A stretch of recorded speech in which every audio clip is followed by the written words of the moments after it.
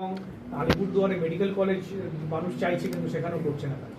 তাহলে আপনি তো রেলের জমিতে স্পোর্টস একাডেমি খুলতে গেলেন, ওটা তো রাজ্য সরকারের জমি না, ওটা কেন পাচ্ছেন না?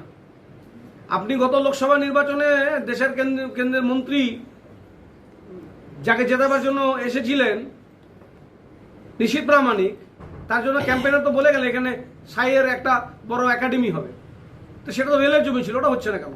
শিলান্যাস করে গেলেন, ভূমি পূজন হলো, সেটা কোথায় গেল? আপনি কেন সেন্ট্রাল ইউনিভার্সিটি খুলছেন না? আবার সেন্ট্রাল গভর্নমেন্টের প্রচুর জায়গা আছে, আপনি সেন্ট্রাল ইউনিভার্সিটি খুললেন না কেন? মমতা বন্দ্যোপাধ্যায় তো এখানে পঞ্চানন বর্মা বিশ্ববিদ্যালয় খুললো, আপনি সেন্ট্রাল ইউনিভার্সিটি কেন খুলতে পারলেন না?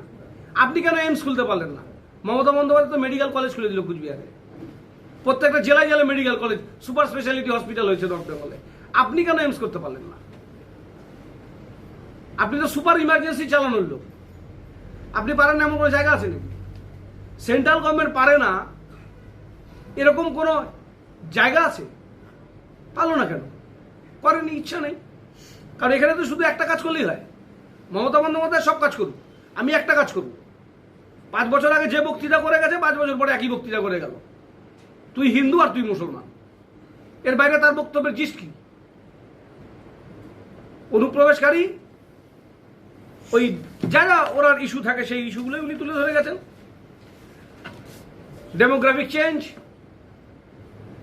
হিন্দুর সংখ্যা কমলো, মুসলিম সংখ্যা বাড়লো, ভোটার তালিকায় নাম বাদ দিলাম, ইসিআই কে ধন্যবাদ, হিন্দু মুসলিম করে গেলেন।